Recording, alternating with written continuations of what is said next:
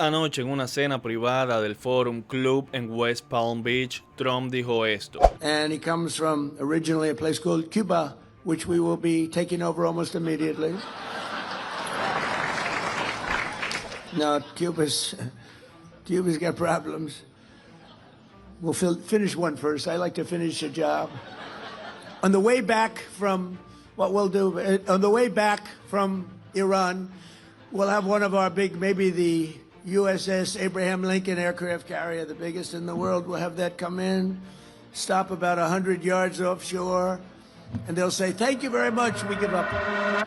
Hubo risas en la sala, pero nadie se rió en La Habana. Horas antes de ese discurso, Trump firmó una orden ejecutiva que amplía las sanciones contra Cuba. Ya no solo van contra los líderes del régimen, sino que van también contra cualquier persona extranjera o estadounidense vinculada a los sectores de defensa, energía, minería o finanzas de la isla. Las sanciones entraron en vigor de manera inmediata. El secretario de Estado, Marco Rubio, dijo esta semana que Cuba facilita la presencia de inteligencia de adversarios de Estados Unidos a 90 millas del país y que la administración Trump obviamente no lo va a tolerar. Esto, señores, no empezó ayer, viene de una secuencia que vista completa parece demasiado ordenada para ser casualidad.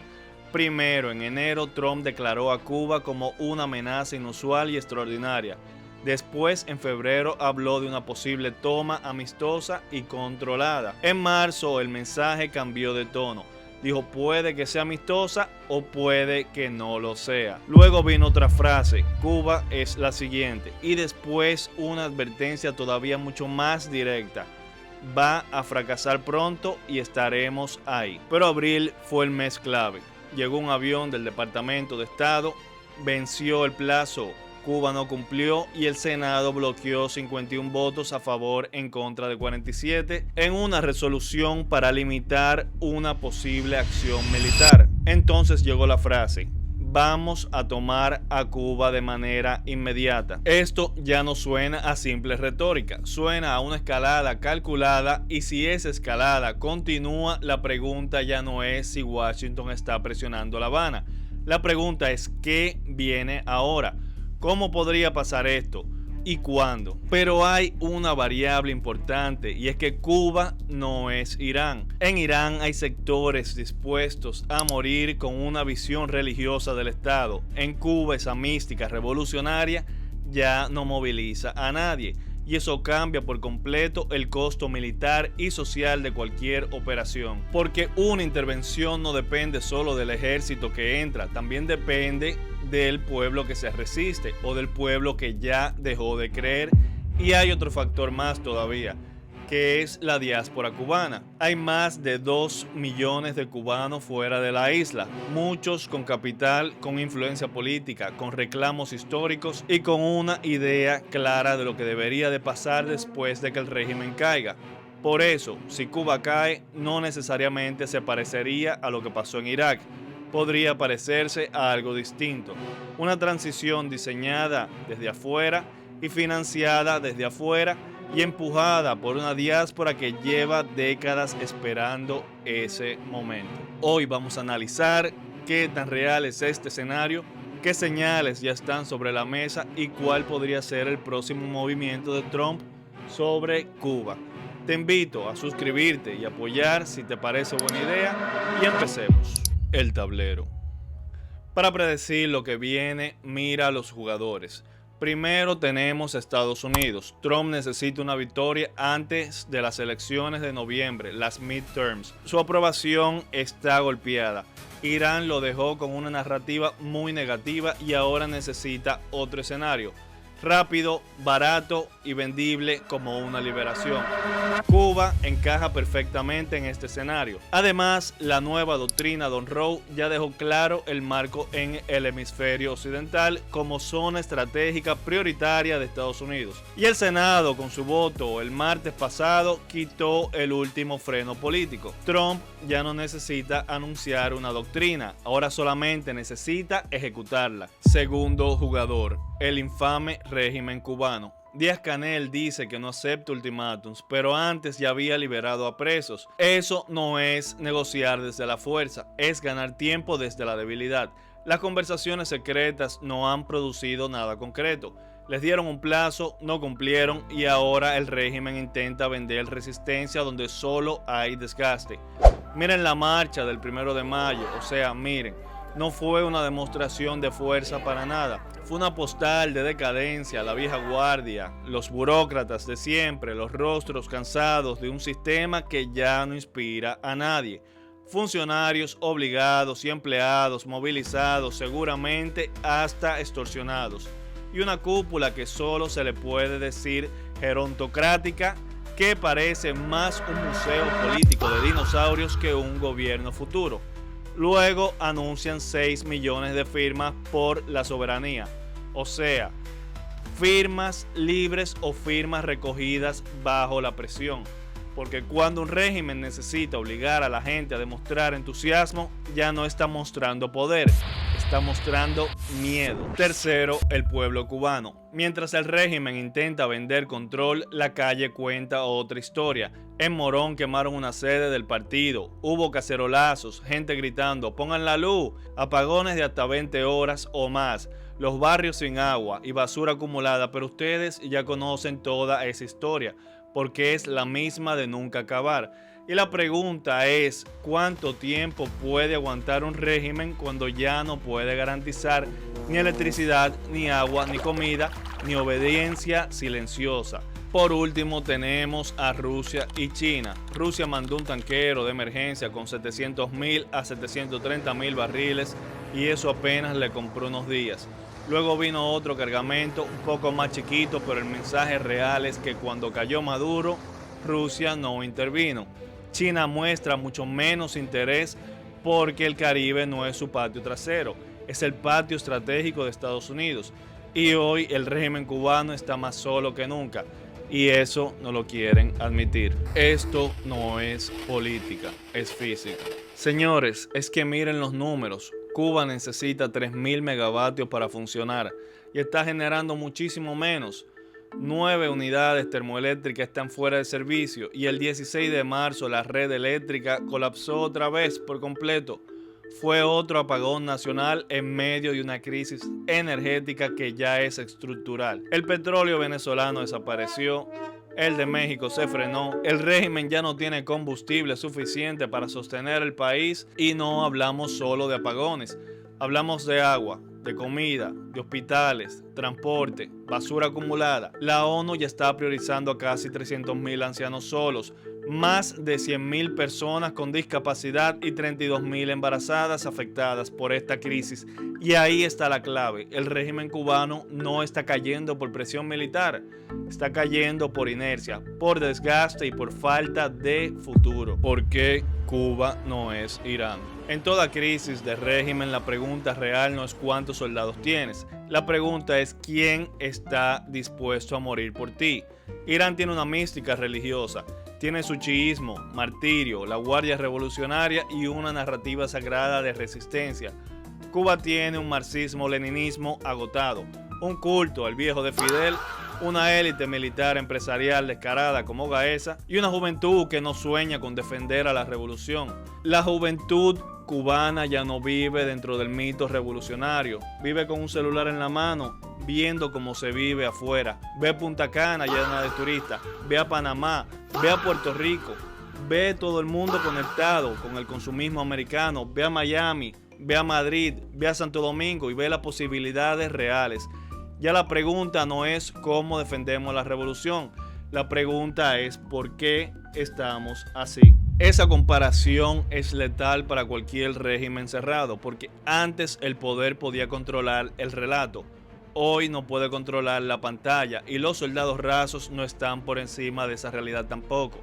También tienen apagones, también hacen colas, también tienen familiares afuera y también entiende que si el sistema se cae, ellos no pierden un privilegio, pierden una cadena. Por eso Cuba no es Irán.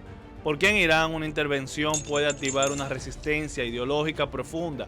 En Cuba la presión bien calculada lo que puede hacer es encontrar algo distinto. un régimen aislado, una población ya cansada y unas fuerzas armadas que tendrían que decidir si van a disparar por una revolución en la que ya casi nadie cree. Y ahí aparece la señal más importante. Desde febrero se han reportado vuelos de vigilancia estadounidense alrededor de Cuba, incluyendo drones MQ-4C Tritón. No prueban una invasión, pero sí prueban interés, monitoreo, preparación de inteligencia, porque Washington también entiende esto, que Cuba no es Irán. Trump lo sabe, y el costo de presionar a La Habana no se parece a ninguno al costo de enfrentarse con Teherán ni de cerca. La predicción. Para entender lo que podría pasar en Cuba no basta con mirar las declaraciones de Trump. Hay que mirar los precedentes, porque si Estados Unidos decide moverse contra el régimen cubano, la pregunta clave no es solo si lo va a hacer, sino qué modelo usará. ¿Sería otra crisis de los misiles, otra bahía de cochinos u otra Irak? Yo creo que no. El precedente más cercano sería una Panamá de 1989.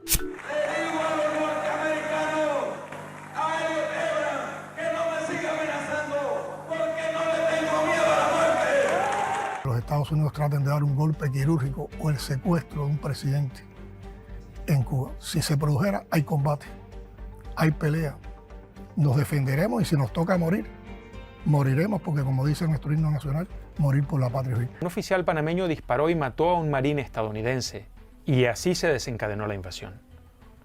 4 días después, más de 26.000 soldados estadounidenses apoyados por la aviación y la marina desembarcaron en Panamá con la misión de atrapar a Manuel Antonio Noriega, a quien defendían unos 12.000 soldados panameños. Noriega, sin embargo, se escondió en la Embajada del Vaticano, donde se rindió el 3 de enero de 1990 para ser llevado a Florida.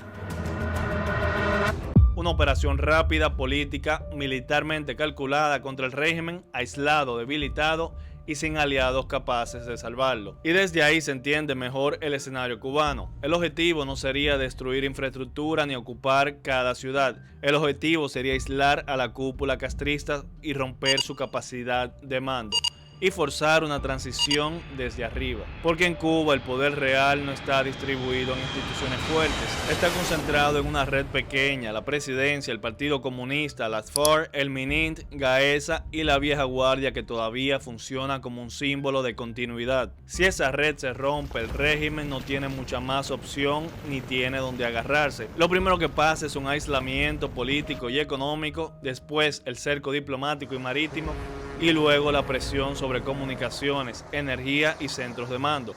Y finalmente una salida forzada. O negocian una transición, o se quedan solos frente a una presión que ya no puede resistir. Trump necesita una victoria antes de la midterm del 3 de noviembre. Necesita algo rápido, algo que pueda vender como una liberación y con un bajo costo energético.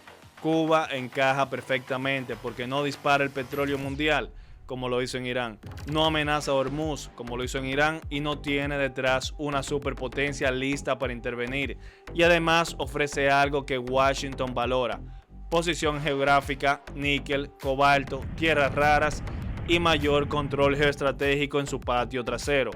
Por eso mi predicción no es octubre, sería demasiado tarde. Cualquier error se convierte en una crisis política, cualquier migración masiva se convierte en noticia negativa y cualquier imagen de caos se come la narrativa de victoria. La ventana más lógica es antes, a finales de agosto o por ahí en la primera quincena de septiembre. Un evento en esa ventana permitiría, número 1, el colapso o fractura del régimen en días. Número 2, instalación de una narrativa de transición. Número 3, 6 a 9 semanas para venderlo como un éxito antes de noviembre. Según el modelo que estoy usando con la herramienta de inteligencia artificial cloud, combinando la teoría de juego del profesor Yang, la lectura estratégica sería la siguiente. Tengo 3 escenarios con una ventana tentativa entre el 25 de agosto y el 8 de septiembre. No como fecha exacta, pero como ventana óptima. Y esta es mi distribución de los escenarios. Tenemos el escenario A: decapitación política del régimen, presión máxima sobre la cúpula y una fractura interna y transición forzada con un 62%. Escenario B: acuerdo pactado, Díaz-Canel o parte de la cúpula negocia salida con garantías, con un 18%. Escenario C: el status quo actual se mantiene, el régimen aguanta la presión hasta noviembre. Este tiene un 12% de probabilidad. Escenario D, invasión completa tipo Panamá, 1989, la operación militar abierta, corta, directa y precisa, con un 8% de probabilidades. Si combinamos A más D, tenemos un 70% de acción militar o coercitiva visible antes del 3 de noviembre. La confianza del modelo es de 82%, es decir, bastante alta. ¿Qué vigilar? Si quieres saber si la predicción se cumple, vigila las señales siguientes. Primero, más noticias contra el régimen. Sanciones, Gaesa, el Minin y la cúpula. Todo eso tiene un precalentamiento mediático muy importante. Segundo, movimiento del Comando Sur, movimiento de los portaaviones hacia el Mar Caribe, flotas, drones, ejercicios navales y vigilancia aérea. Tercero, un incidente marítimo, una lancha, un tanquero o un dron. Cuarto, una fractura interna. Si Díaz-Canel habla de diálogo, cambia el mando o aparece con una figura de transición, es señal de pánico. Y sexto, las sanciones nuevas. Eso ya empezó el viernes pasado y mi regla es simple. Si para septiembre no pasa nada, el escenario C gana fuerza.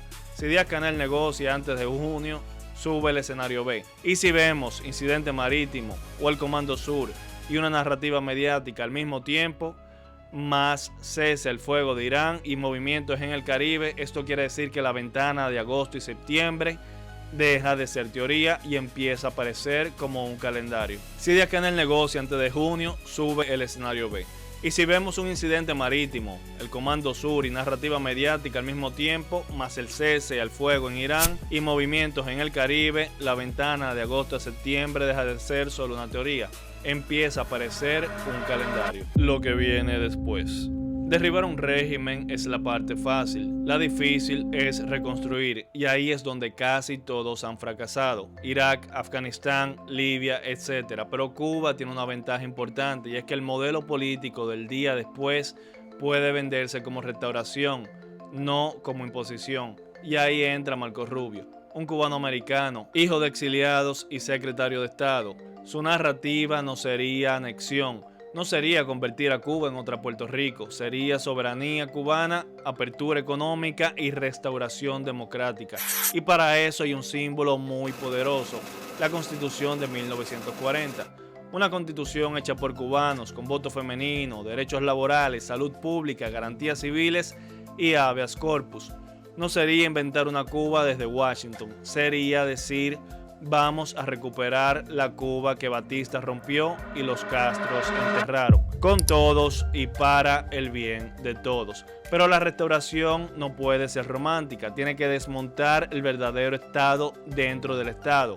Gaesa, auditar, liquidar, privatizar o devolver los activos del holding militar que controló la economía del régimen y junto a eso abrir los archivos del MININT, que cada cubano pueda saber quién lo vigiló, quién lo denunció, quién firmó su expediente, que no sea una purga masiva, que no sea otro Irak. Tienen que procesar a la jerarquía, exponer la verdad y reconciliar a la base. Ese sería el equilibrio más difícil, porque incluso las transiciones exitosas dejan heridas. En el caso de Alemania lo demostró después del muro. Puedes reunificar un país, invertir billones y aún así cargar con décadas de resentimiento, desigualdad y nostalgia. Cuba también tendrá su nostalgia, por eso la transición no se gana solo tumbando el régimen, se gana llenando rápido el vacío de seguridad. Se gana cuando la disidencia cubana logre estar unida bajo un objetivo principal y no estar comiendo tanta mierda. Y me perdonan la expresión, Ese objetivo debe ser la mejora y reconstrucción de la calidad social y humana. Objetivo número 1, imprescindible, poner el ego a un lado por el bien común. Si ese vacío se llena bien, Cuba puede entrar en un boom inicial. Turismo, construcción, remesa, puertos, energía, zona franca, capital cubanoamericano y de otros países. Mi predicción es que si la seguridad se estabiliza en las primeras semanas, Cuba podría crecer entre un 8 a 12% interanual durante los primeros 3 años. Pero si ese vacío se llena de caos, venganza o corrupción, la transición se puede pudrir rápido. Ese es el verdadero reto. No es sacar al régimen, sino evitar que el día después destruya la oportunidad histórica. Epílogo. Miren, todo apunta en la misma dirección. Un régimen sin margen, una cúpula envejecida, estilo Jurassic Park, una sociedad agotada, y si Estados Unidos está mirando otra vez al Caribe como una zona estratégica, mi lectura es que veremos señales antes de lo que marcaba el modelo. La probabilidad de acción visible antes de noviembre sigue alta, y con las últimas declaraciones la ventana incluso puede adelantarse. Pero incluso si no hay un golpe directo, Cuba ya entró en otra etapa: más desgaste, más aislamiento, más fractura interna y menos capacidad de sostener la mentira. Los regímenes no caen solo cuando los atacan desde afuera, caen cuando por dentro dejan de convencer y la manipulación ya no funciona. Si mi predicción se cumple, el estrecho de la Florida dejará de ser una frontera política y empezará a convertirse en un corredor económico, migratorio y estratégico. Y si no se cumple, no significa que el sistema se salvó, significa que la presión cambió de forma. Señores, el modelo completo con los 3 escenarios, las probabilidades y la ventana temporal lo voy a dejar disponible en geomercados.com. También te dejo el link en la descripción para que puedas revisarlo con calma, comparar los escenarios y sacar tus propias conclusiones. Y ahora quiero leerte a ti. ¿Tú crees que esto sea una amenaza real, una negociación agresiva o puro teatro político antes de las elecciones? Déjame tu análisis en los comentarios. Si este video te ayudó a ver el tablero con más claridad, suscríbete al canal, deja tu like y compártelo con alguien que esté siguiendo este tema en la actualidad. Nos vemos en un próximo análisis, si Dios lo permite. Sea empático, tenga criterio, pongan su ego aparte y recuerde que su alma está en su control. Chao, pescado.